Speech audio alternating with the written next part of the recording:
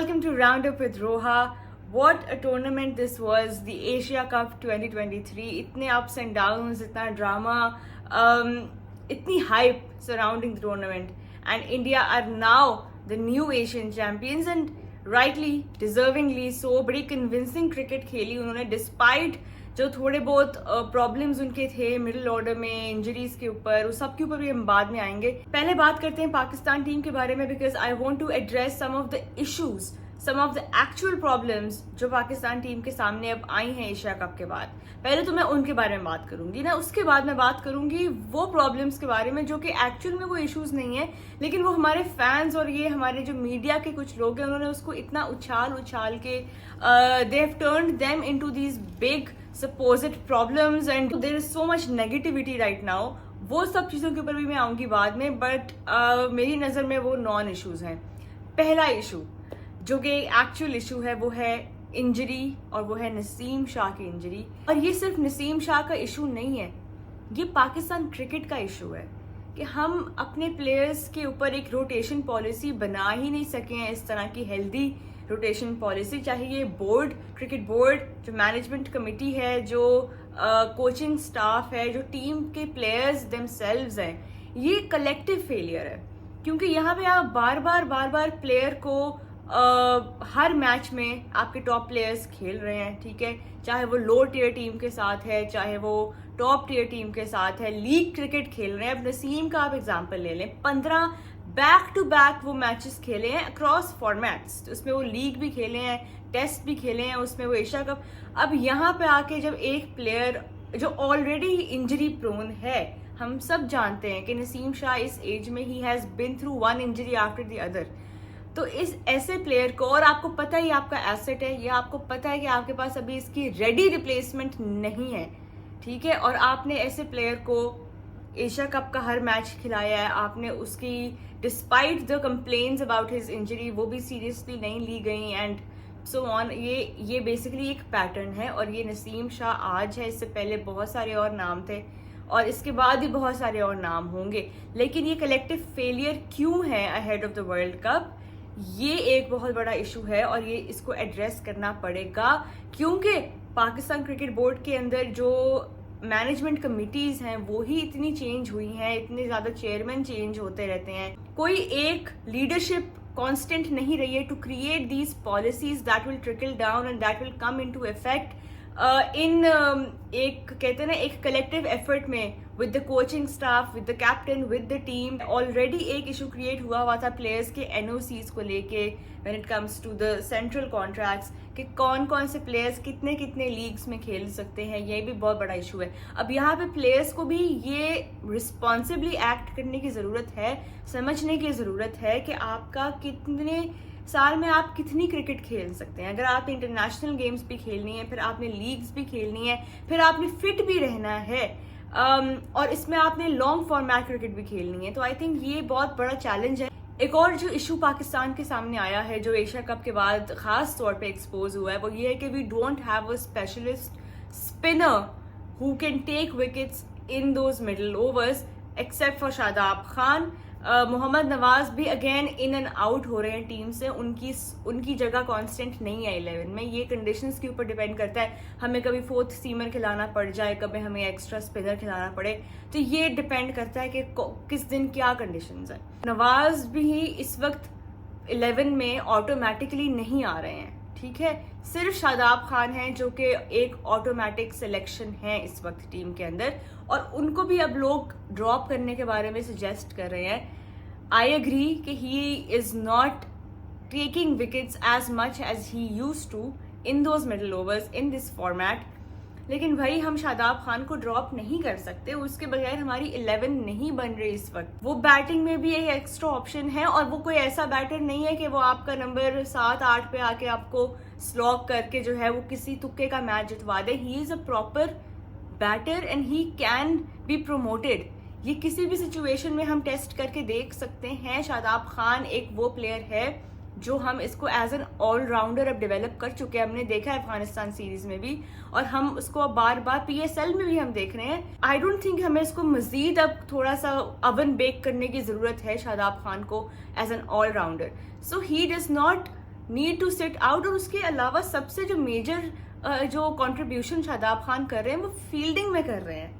आपका बेहतरीन फील्डर है, आपको 15 से 20 रन अगर बचा के दे रहे हैं वो हर मैच के अंदर, even if he is not taking wickets, if he is getting those direct hits, if he is sharp in the field, उसकी वजह से और लोगों को इंस्पिरेशन मिलती है to be better fielders. So I don't think dropping Shadab Khan just because of not taking wickets in the middle overs, that's not an option. And obviously he contributes way more to the team. वो vice captain है, he adds much more value to the team than just picking up wickets.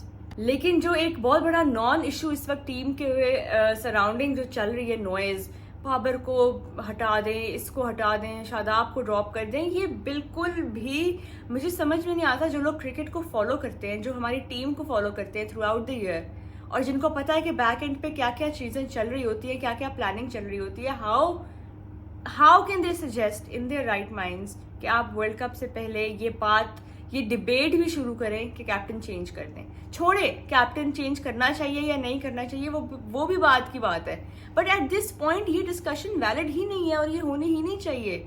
ये discourse अभी बनता ही नहीं है. अभी हम world cup से कुछ वीक्स पहले हमारा डिस्कोर्स ये होना चाहिए कि ठीक है हमारी बेस्ट 11 क्या है.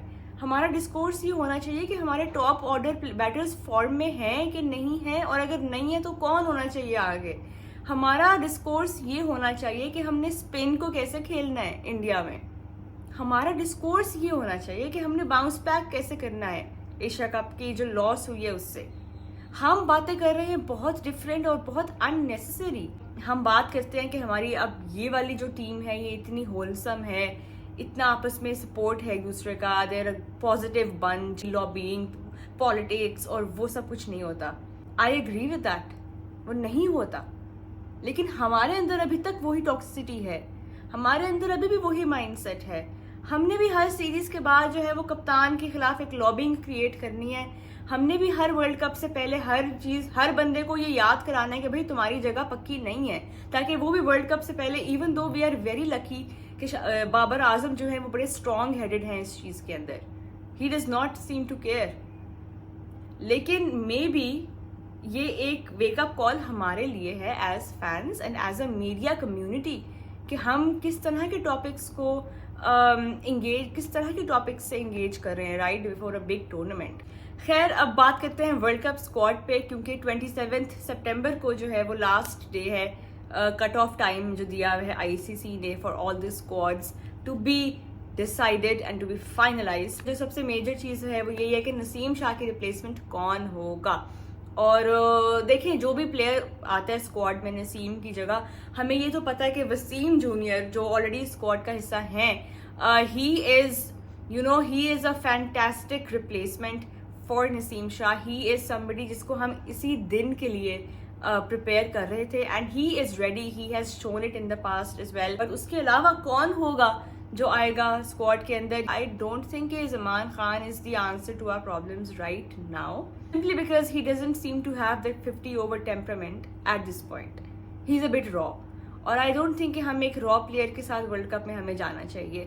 I would still back somebody like Hasan Ali, जिन्होंने वर्ल्ड कप का एक्सपीरियंस भी है उनको, चैम्पियंस ट्रॉफी भी उन्होंने हमें कितना ज़बरदस्त स्पेल्स उन्होंने किए थे. He has that temperament, he has experience, and if he's fit, I think Hassan Ali would not be a bad option, because obviously हम इतना अंडर एक्सपीरियंस बॉलिंग अटैक भी नहीं लेके जा सकते. स्पिनर्स में शायद पाकिस्तान जो है maybe Ibrar Ahmed, because he is a mystery spinner, maybe he will be named in the world cup squad. But then Usama Mir भी हैं और वो भी काफ़ी देर से टीम के साथ हैं. He also deserves a shot. तो यहाँ पे either of the two can be in the final squad. लेकिन जो मेन कंसर्न इस वक्त आ रहा है वो ये है कि बैटिंग में हमारे पास एक्स्ट्रा जो हमें ओपनर चाहिए वो कौन होगा. अब्दुल्ला शफीक ने हमें भी दिखाया he is ready to go, और उन्होंने वहाँ पे वो स्कोर कर रहे थे जहाँ पे किसी और से स्कोर नहीं हो रहा था. दैट शोज कि Abdullah Shafique is ready, he is up for the challenge. अगर वो ना हो वर्ल्ड कप स्क्वाड में तो ये एक बहुत बड़ा शॉक होगा, एक बहुत अजीब बात होगी कि वो नहीं थे, even though when he was given an opportunity he did perform, but then where does that leave Saud Shakeel? So बहुत सारे सवाल हैं, वी डोंट नो क्या स्क्वाड होगा, but I do want to see Abdullah Shafique in the world cup squad. Lastly, I do want to say that Sri Lanka major disappointment उन्होंने दी है as defending champions, as you know play as the home team. Technically तो उनके वहाँ पे खेली जा रही थी. 50 all out is something that you have to work very very very hard to come back from. Credit to India the way Mohammed Siraj bowled. Boy, he is ready, he is just raring to go, क्योंकि जो movement उनको मिल रही थी और हर ball उनकी different थी. यू वर जस्ट सिटिंग कि अब ये क्या करेंगे. It was so dramatic, it was so accelerating to watch as cricket fans. So India does seem to be very confident, and क्योंकि अब बुमराह भी फिट हैं, सिराज भी अब अच्छी बॉलिंग कर रहे हैं, उनके जो थोड़े से मिडल ऑर्डर के प्रॉब्लम्स थे वो भी थोड़े अब सॉल्व होते हुए नजर आ रहे हैं. बिकॉज अब इंडिया अपने कंडीशंस में खेल रहे होंगे तो they will have much more room for experimenting. और रादर एक्सपेरिमेंटिंग तो नहीं कहूँगी, उनके अपने कंडीशंस हैं, उनको पता है कि कौन से कंडीशंस में उन्होंने किन प्लेयर्स को चांस देना है. लेकिन केएल राहुल का भी वापस इस तरह से आना, फिर शुभमन गिल इतनी ज़बरदस्त फॉर्म में रहे हैं, उन्होंने मोस्ट रन्स बनाए एशिया कप में, 302 रन्स बनाए इन 6 इनिंग्स. What a player. और इस तरह के डिपेंडेबल रिलायबल बैटर्स जब आपके फॉर्म में होते हैं ना, तो ये बहुत इम्पॉर्टेंट चीज़ होती है going into a big tournament. यहाँ पे Pakistan will definitely miss Fakhar ज़मान's form. I really hope कि he gets back in that form with the bat. और अगर वो नहीं भी खेलते पहले के कुछ matches, that's also completely fine, and I think उनको रेस्ट कराना चाहिए. और अब्दुल्ला शफीक अगर होते हैं स्क्वाड में, we would love to see how he rises up to the challenge. Guys, thank you so much for watching Roundup with Roha. Please subscribe to the channel.